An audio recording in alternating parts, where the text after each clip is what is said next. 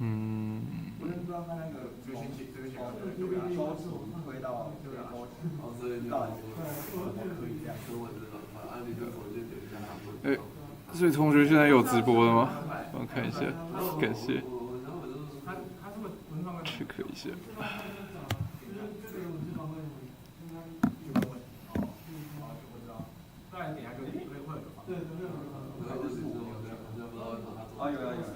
有了，好，感谢。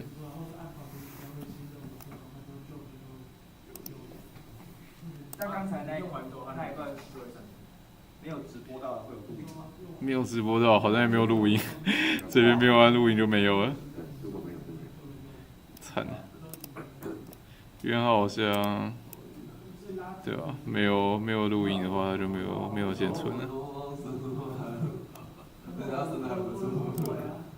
上三角形错确于一个问题，它就是只能拉出正三角形，它就只能拉出三角形。它就是说，就是那个我们这个大要固定看得到，然后就是里面是有波形去产生这个图形大概这样。对，所以它应该是不在我即便的都是几乎应该不是这个，这里。它不是，它这种不是抓你用的，是抓你用窗。对啊。跟你们那个打算就比较，你们会真的会。我也觉得会超对，我自己都看不太懂。其实我觉得这个，因为我都乱改，我都有 bug， 我都自己帮他报，没关系。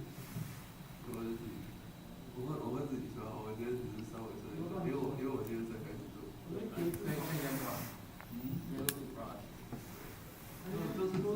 Hello. Okay.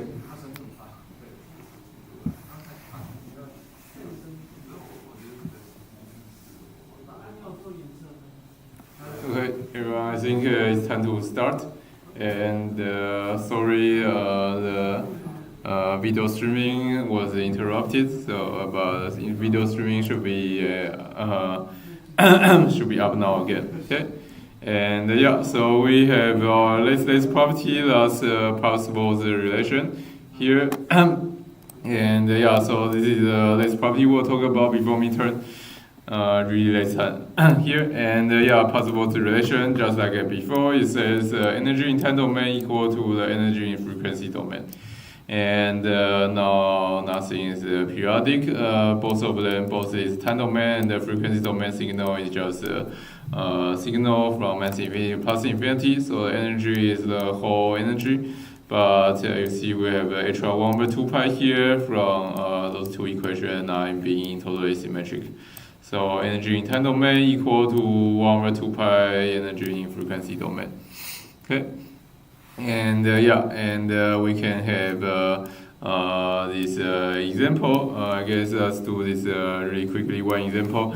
So we have this frequency domain signal. Then we can ask you what's the time domain energy, and then time domain energy will equal to the frequency domain energy divided by 2 pi.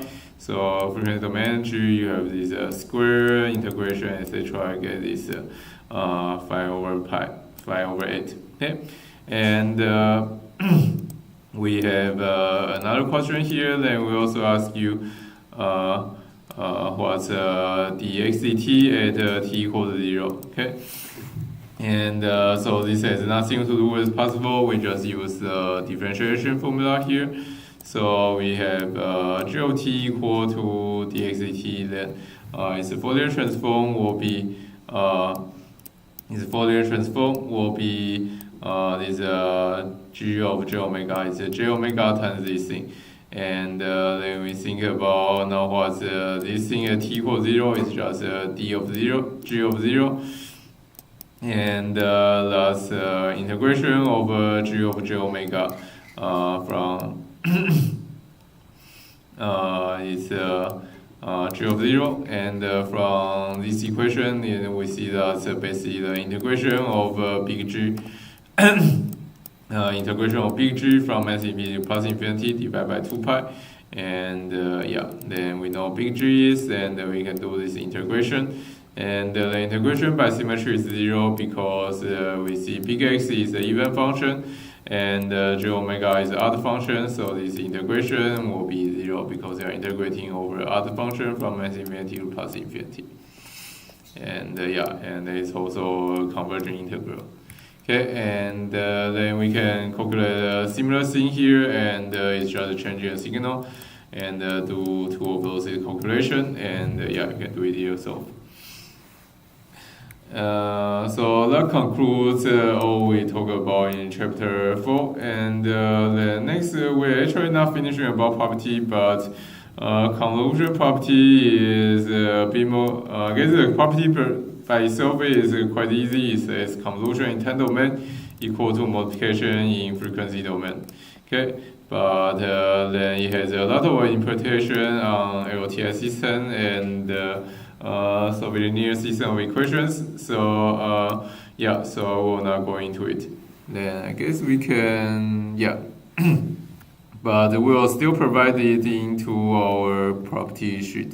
Because yeah, so there's a whole bunch about solving differential equation. Let's see. Okay, and anyway, so the jump here, and here are the sheet of all property in about Fourier transform. So this table or this sheet will be provided during the exam. Okay, so I guess it's still nice to know what's inside, but you don't need to memorize the exact formula here. Okay. So this will be provided. Okay, and so that's about chapter 4 before midterm. And as we say, we now have about 45 minutes to go through the midterm review. It's quite a bit, so I guess we need to go through it quickly. We don't talk about too much. Let's just go through the concept that we have during our this first half of class. Okay, let me fix the string. Okay, nice. Okay, and yeah, so this course is about signal and the system, and I keep saying that. So what's a signal? Signal is basically a function, and in our course we basically only think about function for one independent variable, so x of t, and then so that's signal. Signal is this, and system is something funny. System is something change input signal to output signal, and it's written as this weird arrow here. Okay? And the example of a system is a system that take a differentiation of your input signal. So output y of t equal to dx dt, the input dt. Okay? And then we start talking about signals, and signal there are this more physical property we like to define. So there is energy and power. So energy is the integration of your signal of superlative squared, and then power is average over energy. So it's energy divided by the period that you integration over.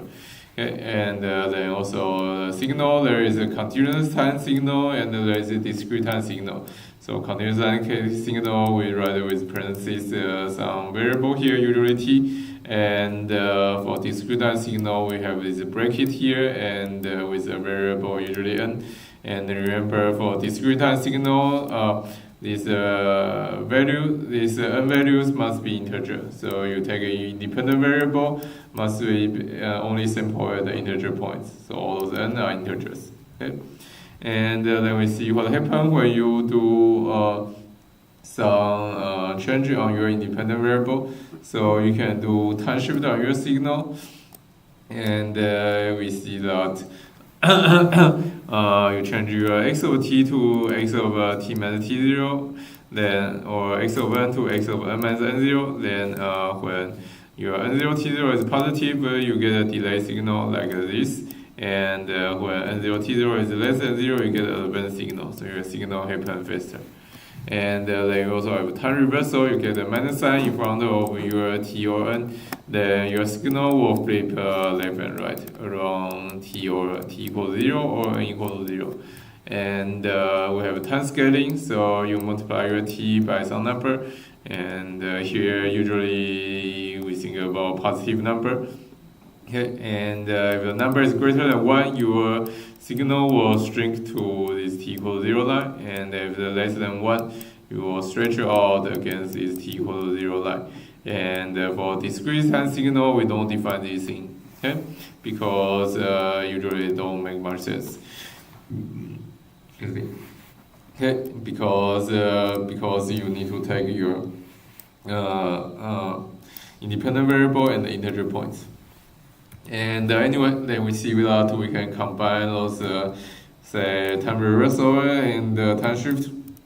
And then you need to remember how to apply this with the correct order. So you need to remember those operations are all apply on your t. So here is minus t plus 1, then you need to change t to t plus 1 first, then change t to minus t. Because those operations apply on t, not apply on everything inside parentheses. Yeah. And then whole set of signal that we like a lot are periodic signal. And we have example of continuous time periodic signal and discrete time periodic signal here. And the periodic signal is a signal that keeps repeating itself, and so there must exist some big T or big N such that x of t equal to x of t plus big T. So it means that you do a time shift on your signal, the signal doesn't change. Okay, and I guess smallest, I should say positive here. Okay, so smallest positive T or N is positive is the fundamental period. And 2 pi over fundamental period is defined as the fundamental frequency. And also when you have a constant signal, then the fundamental period is undefined. That's a special case. Everything is a period for constant signal.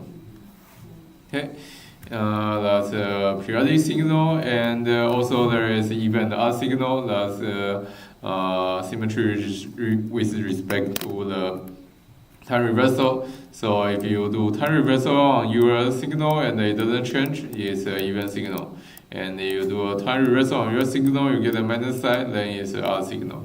Okay, it's same for either continuous time or discrete time. Okay, and you can get even part and odd part out of any signal by doing those two calculations. Your signal, every signal can be written as an even part and plus an odd part. Okay. And then we have this complex number review. So remember, complex number has the real part plus the imaginary part, and it can also return in polar coordinates. So it's this amplitude r plus angle theta here, and then you can transform back and forth. And so say from this Cartesian coordinate to polar coordinate, you can have this amplitude being square root sigma squared plus omega squared, the angle being arctangent of omega over sigma. And you can also transform back from this polar coordinate back to Cartesian coordinate by this Euler's relationship. So you can have from this Euler relationship, e to a j theta equal to cosine theta plus j sin theta. Then you have this sigma plus j omega equal to r r cosine theta. So I guess here okay. So you write your z equal to r e to a j theta, then that equal to r cosine theta plus r j sin theta. Okay. So if you have a polar coordinate r and theta here, then the Cartesian coordinate will be sigma equal to r cosine theta and omega equal to r sin theta. Okay, and yeah, then we also know that this amplitude here is absolute value of z. Okay, and we also have this reverse Euler equation relation. We think that's very useful. Is you can write cosine theta and sin theta as a linear combination of e j theta and e minus j theta. Sorry, e j theta and e minus j theta. So cosine theta equal to e to a j theta plus e to a minus j theta divided by 2, and sin theta equal to e to a j theta minus e to a minus j theta divided by 2j. You can get those from this linear combination of those two equations. Okay. And then now we combine periodic signal with this complex view. Then we have that then we have that we see that this e to j omega t, this periodic complex exponential, can be viewed as t increase, you are working on this unit circle. Okay, and so if you have your z equal to e to j omega t, then you will have this angle theta equal to omega t, and this radius r equal to 1. And this thing will have fundamental frequency. This is a periodic signal because it keeps repeating itself on this unit circle on complex plane, and its fundamental frequency will be 2 pi divided by omega. Okay? And we can plot this real part and imaginary part is also sinusoidal oscillation, cosine omega t and sin omega t. Okay?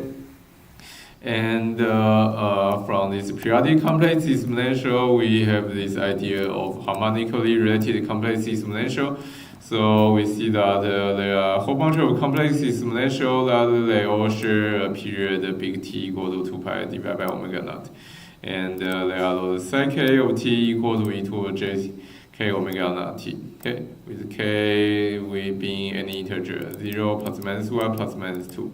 So they are oscillating with different frequency, and higher k is higher frequency, and they all share this common period of 2 pi divided by omega naught.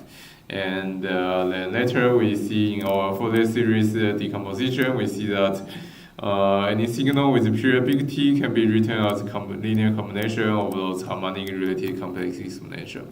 Okay, and then we also have a similar idea for discrete time signal. Yeah. So we think about the discrete signal x of n equal to e to j omega n, but different from continuous time case, when omega get larger, it does not necessarily get a higher frequency. Okay, because we see that when omega got from omega 0 plus 2 pi, then you actually get the same signal. That is because those n only take a value and the integer points. So when your omega is oscillating two-phase, your signal doesn't see a phasor oscillation and those integer points. Okay, and so this is a very different part of the discrete signal. That is, its frequency is basically periodic with period 2 pi. So frequency always has only meaning in a 2 pi interval. And what we mean by high frequency signal in discrete signal is around omega equal to pi.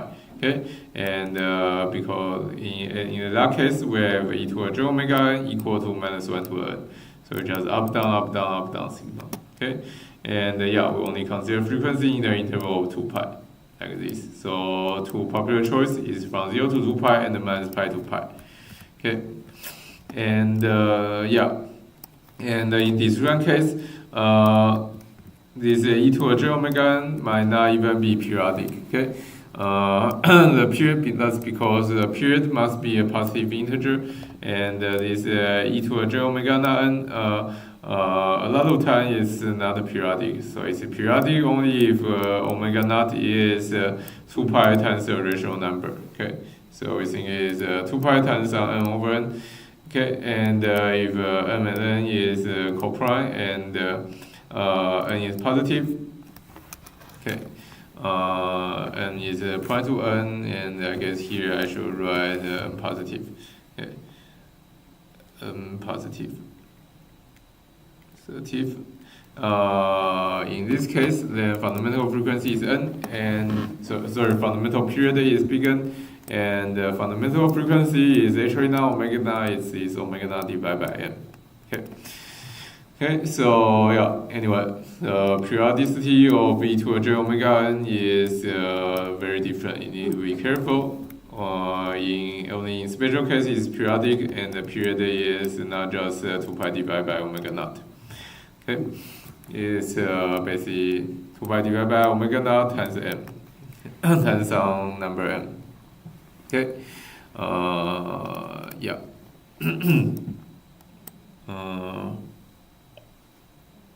Period. Okay, so here we have the HR table to do this comparison. Okay, and then we have a harmonic related discrete periodic exponential, and it has this similar form. So phi k equal to e to a jk omega e to a jk omega n, but just like but because it's k omega n has no meaning when it goes increased by 2 pi. So k only have big N distinct values, because when k increases by big N, then it's k 2 pi divided by n will increase by 2 pi, and then we'll get back to the same frequency. Okay. And so there are only n different harmonic related exponentials for this discrete case. And you can pick, say, from 0 to n minus 1. And here we have this example back for the continuous sine and the discrete exponential signal, and we see that as omega gets larger and larger, then the continuous sine signal just get oscillating faster and faster. But for discrete case, when you have this k equal to n over 2, then you have this up-down signal as is the highest frequency you can get. And then you see that when your k gets bigger enough, when k equals 16, and then you see that at every integer value, then this oscillation actually goes through whole one period, and in a discrete case, you only get back to this constant signal. Okay, and so here we have big N equal to 16, and then we see that when you increase k from 0 to 16, and your discrete case go back to the same signal, etc. But for continuous case, you get larger k, larger omega, you just keep oscillating faster and faster. Okay, so that's about the harmonic signals. And another concept that we use a lot are those delta functions, the unit step functions.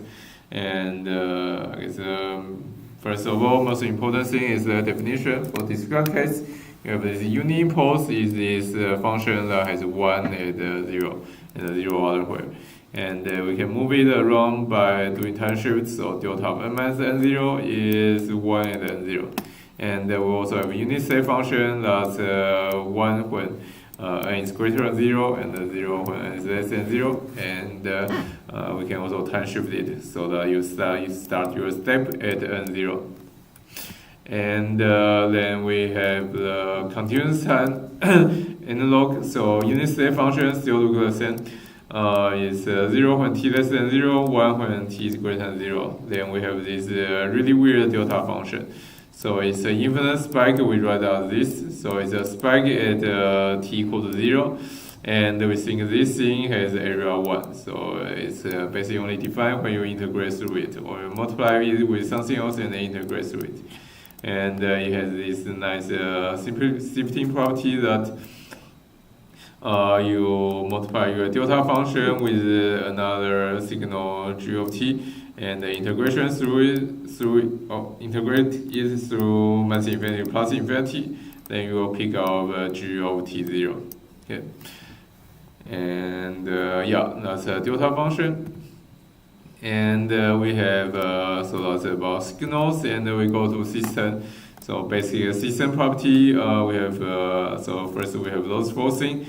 So memory or memoryless means that well, your memoryless means your output y of t is independent of x over t minus t plus power for tau not equal to 0. So y of t only depends on x over t. So that's memoryless.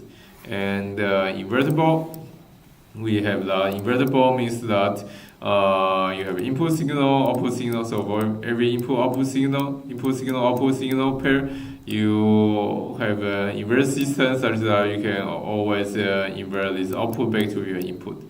So I guess a better way to say is invertibility means that there is an inverse system such that you can always convert your y of n back to x of n. Okay?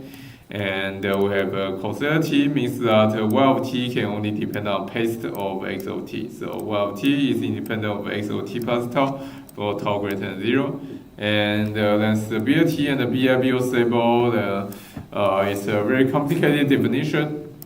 So by stability, we mean BIBO stable means bounded input, bounded output stable. And that means when your x of t is bounded, the y of t must be bounded. for every bounded x of t give a bounded y of t, then your system is BIBO stable. And remember, bounded means that the value of x of t is bounded, so that for every t, there exists a b such that for every t, x of t is less than b. Okay, so the value of xt is all bounded throughout t. Okay, and let's jump ahead a little bit. Then we also have the loss flow property in terms of this uni-impulse function that we'll review very first. So for TS system, the system is characterized by this H, and then we have that memoryless means that h of t is a constant multiple of delta of t, etc. Okay, and invertibility means that, well, there is an inverted LTS system such that h of n convoluted with h1 of n equal to the delta of n, that's the identity function. That's the impulse response for identity system. Okay, and for causality, your system is causal if only if your h of t is 0 for t less than 0. And BIBO stable. Okay, so now it's more convoluted part. Okay, so your system is BIBO stable. This thing means that your h of t have this h of t is absolutely integrable. So h of t is neither input nor output. It's the impulse response of your system, and you want this impulse response of your system to be absolutely integrable. Means absolute value integration from minus infinity plus infinity is a finite value. Okay, so that's the basic system property. So first four of them. And there are two more of them, that's linearity and time invariant. Linearity means that you take a linear combination of input, then output will be a linear combination of output. And time invariant is a weird property. It means that you do a time shift on your input, you will get a corresponding time shift on your output. And have this block on this time invariant property this is a block to check time invariant property. So you have that. I should copy another block. Anyway, so you have x1 of t with output y1 of t, and then you think about you do a time shift on your x1 of t, so you get x2 of t equal to this time shifted x1 of t, and then you can calculate the corresponding output. That's you can calculate the corresponding output of your x2 of t, and you can also calculate the time shift of y1 of t, and you want to check whether this y1 of t equal to this y1 of t minus t0 equal to y2 of t. So you go from here to here, then you want to see same as go from here to here. So go through system and do time shift, and you want that to be same as do time shift, then go through the system. That's how you check the time invariance of your system. Okay, but anyway, go back to properties. So we have seen that linear and time invariant together gives a very nice property to our system. Those are called LTS system, linear time invariant system. Okay, and then we see that for LTS system, using the linearity and the time invariance, you can think about input as this linear combination of delta function, then the output will be this convolution. Okay, output will be the linear combination of the output that correspond to those delta function. And so if we define this uni-impulse response, that's the response to this delta function, then we have that the output will be convolution between our input signal and this uni-impulse response function. Okay, and convolution is a very important formula. Is summation x of k h over n minus k. Yeah. And we see that any LTI system can be expressed as so I guess the output of LTI system can be expressed as a convolution operation, and the LTI system is characterized by this h function. And then we have the homework, and there will also be your exam. We have this convolution calculation that you try. Okay, so we have some x of n and h of n, and they have different boundaries. And when you calculate the convolution over x of n and h of n, then you need to think about all the different boundaries. So we want to do this summation x of k, h of n minus k. Then h of n minus k is kind of a flip your h left and right, and drag the starting point to n. Okay, so apply the x of k and the h of n minus k, and then we see how they overlap. And we see here it has a 6-part different overlap. So for n less than 0, you have no overlap, and between 0 and 4, you have this overlap. And then you can calculate this summation, and this next part, and from 4 to 6, you have a total overlap, and from 6 to 10, you have partial overlap again, and greater than 10, you have no overlap. Okay, so those questions are pretty tedious, but yeah, so be careful to do when you do calculation, to think about how your two signals are overlapping with each other. Okay, and so that's for discrete case, and for continuous case, we also have this convolution operation, and now the convolution operation is integration. So output y of t is still convolution of input, and now it's integration x of tau, h of t minus tau d tau. Okay, and h of t is still the unit impulse response. That's the output of a system when the input is a delta function. And yeah, similarly, you have two signals, then you can do the convolution operation. You think about what's h of t minus tau, and then you see how h of t minus tau overlap with your x of tau. Okay, and yeah, I guess we didn't have a slide here, but we should say. Then remember the convolution, we have properties that convolution is just like a multiplication. It has 3 properties, so convolution properties, although you should remember those. So convolution properties are that so you have like commutative. So you can interchange the convolution, is interchange x and h, then it's still the same result. And you have distributive, and then you have associative. So it's just like multiplication. Okay, so that's convolution is a very interesting operation. And now we have the unit step response.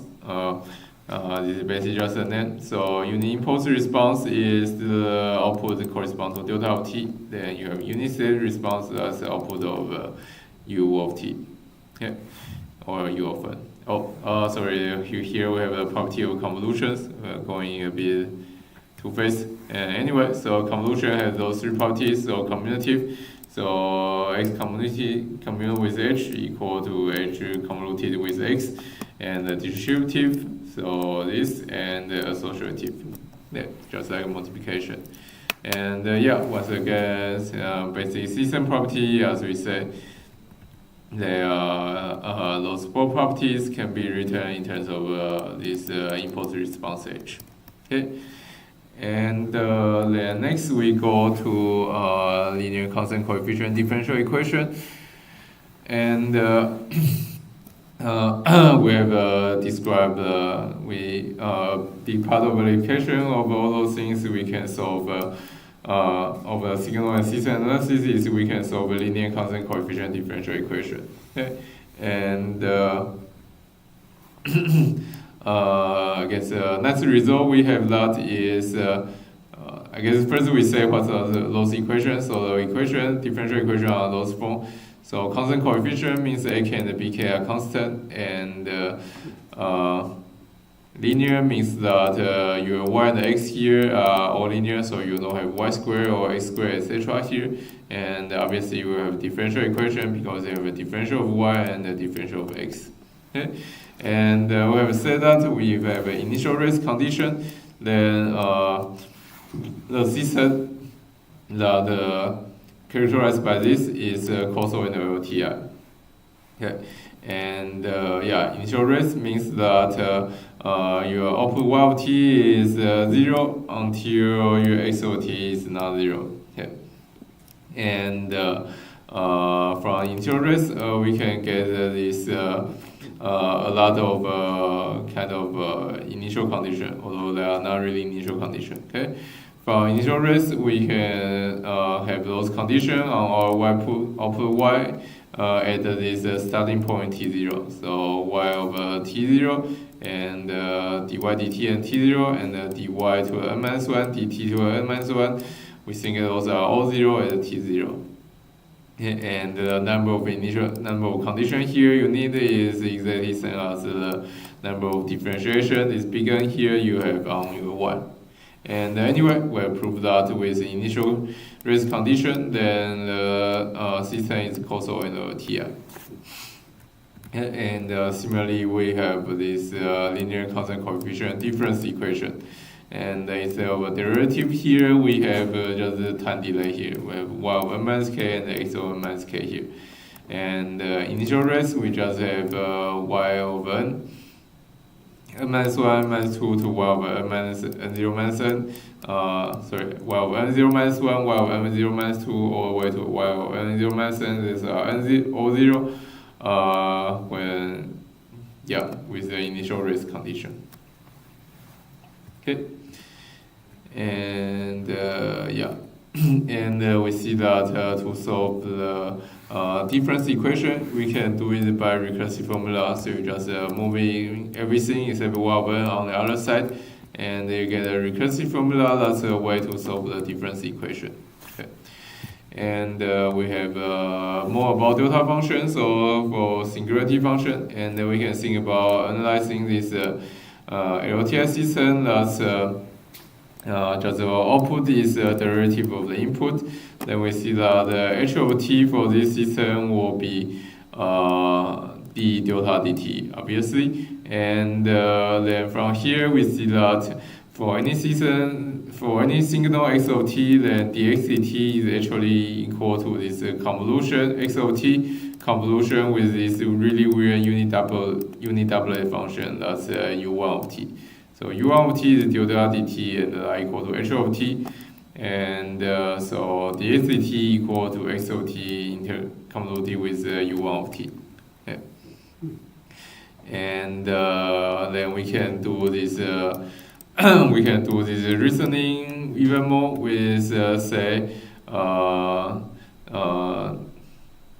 we say this d delta of t dt squared, and we have get those u2 u3 all the way to uk, and we see that we want to get the case derivative of some signal, then you can just convert it with uk of t. And interesting thing is also that uk of t will equal to u1 of t converted k times. Okay? So you have and also you can have u of k1 converted u of k2 equal to u of k1 plus k2.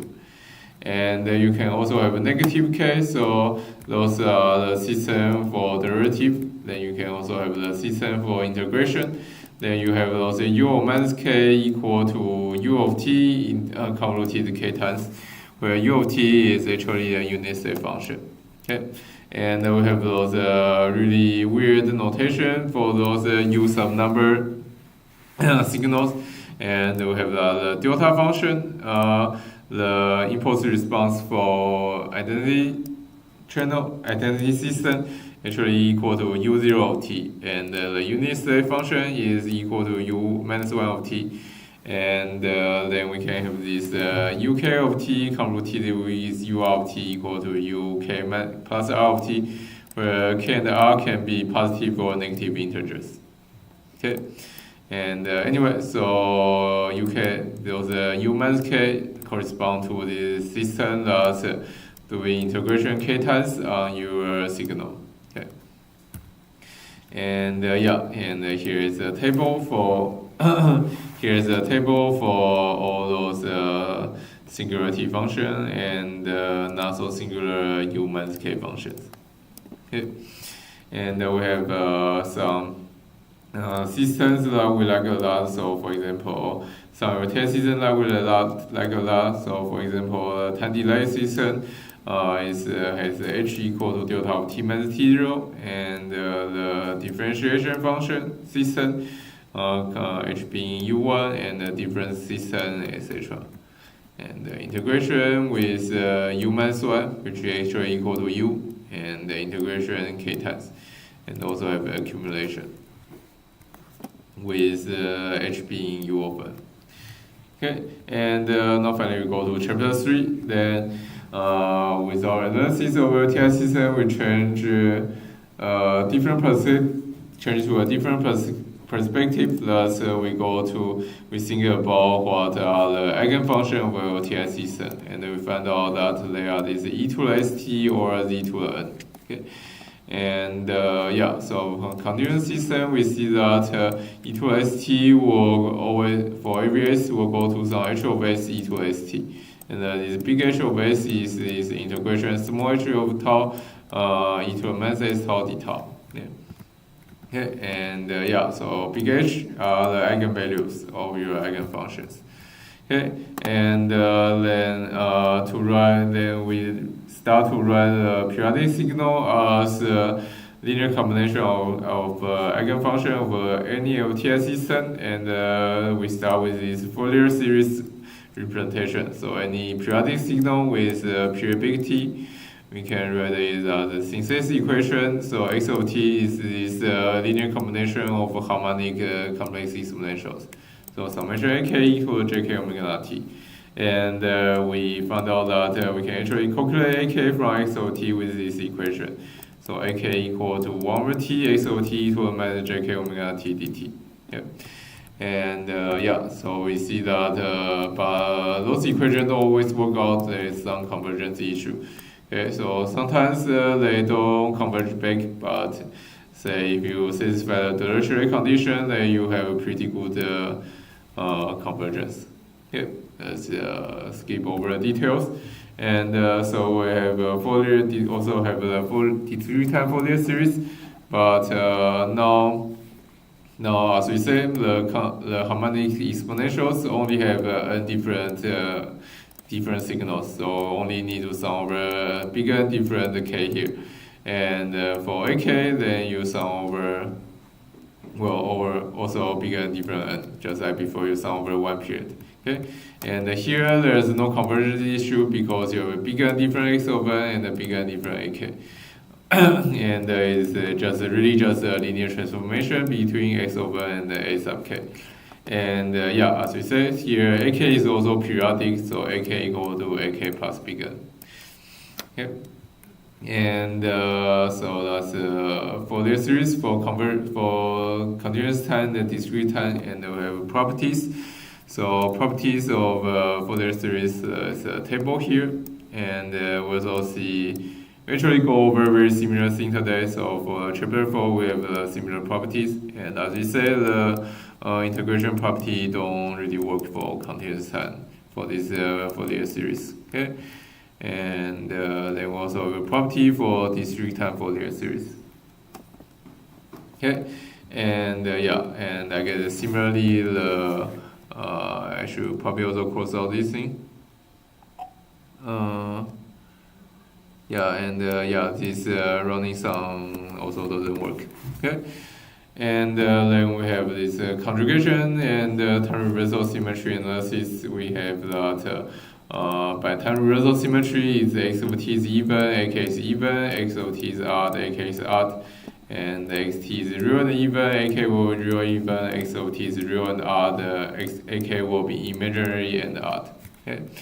And then we go back to using Fourier series on LTI system. We see that output will be written as a very similar Fourier series, but you multiply the AK with some h over jk omega naught. Okay, so you think this as AK times h at well, this frequency being k omega naught, so h of jk omega naught. Okay, and then we can define filters that will filter all different frequencies. So this is high pass filter for continuous time. You only when omega bigger than omega c, you filter less insult, and here we have band pass filter. And for discrete time, we have a similar thing, except that discrete time on omega axis is periodic with period 2 pi, as we always say. Okay? So around 0 is low frequency, and around pi is high frequency. So this is low pace because you are passing around frequency around 0, and this is high pace, you are passing frequency around around pi. And we also have a bit on how to derive this big H of j omega for linear differential equation with constant coefficient and the initial rates. With the initial rates, we know the system is LTI, so we can just assume x equal to j omega t, and assume y of t will be equal to h of j omega equal to j omega t. Then you can get a big H of j omega by plugging x of t and y of t equal into your differential equation. Okay, and finally we go to chapter 4, and once again we have this Fourier transform, inverse Fourier transform pair, and we are kind of reversing order here. But anyway, Fourier transform big S of j omega is now integration x of t e to a minus j omega t dt, and the inverse Fourier transform, you have this weird 1 over 2 pi here, so x of t equal to 1 over 2 pi integration minus infinity to plus infinity, big S of j omega equal to j omega t d omega. Okay. And so that's the two most important equations for Fourier transform. And we have Fourier transform for periodic signal. And we see that for periodic signal, we can write the x of t as its Fourier series. And its corresponding Fourier transform, we have seen that this e to a jk omega t actually Fourier transform to 2 pi and the delta function at k omega naught. Okay, and so periodic signal also have a Fourier transform. You just get a whole bunch of delta function at k omega naught, and then we go through this conjugation symmetry once again. This is what we have today, and we see that we can have we'll have 2 more rows here, and have this even odd and the real imaginary analysis. Okay, so it's very similar to have analysis in the Fourier series case, and this is actually similar in it's all 3 transform pair we have for now, but in chapter 5 we have the other transform pair. Okay.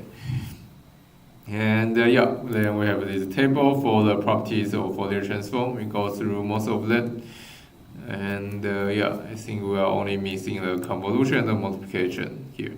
And anyway, if you want to get a from here, they are here, but we won't go to detail in the exam. Yeah. And okay, and so that's a property of Fourier transform. Then we also have basic Fourier transform pairs. And let's see, we should go through most of them. So first we have Fourier transform of periodic signal, as we say, and they come from this. Let's try to have bigger here. Okay, they come from the Fourier transform of this periodic complex exponential e to j omega t. Fourier transform of 2 pi delta omega minus omega naught. Okay. And from those you can have cosine omega t, sine omega naught t, etc. And also a nice Fourier transform pair is x of t equal to 1 that transform to 2 pi delta of omega. Okay, and a very nice result we have is block wave. So we have this is a periodic block wave. Let's go to so those are all periodic. Let's go to a non-periodic one. It's a bit more interesting. Sorry, you have a bit typo here. I will fix it later today and re-upload. Okay, and then we also have this block wave transform to sinc function, and the sinc function transform to block wave pair. And once again, delta function transform to 1. And today we derive this unit step function transform to 1/j omega plus pi delta of omega. Okay, and then you can do time shift, and you get e to the minus j omega naught. Okay, and then we have 3D other pairs that will be useful later. You can get those from differential property. Then we will talk about them later, and they will be useful for solving differential equation. But we can largely ignore them for now. Okay. And yeah, so I guess this covers so pretty much everything we have talked about in the first half of the course. Do people have any question? If not, then we can stop like 1 minute earlier today. Okay, so yeah, so midterm will be next week this time, and the question will come out of these materials. The material up to the possible equation in chapter 4. Okay, so yeah, see you next Monday. Okay. Oh yeah, and yeah, on Thursday we'll have spring break, so there's no class here. Okay. Okay.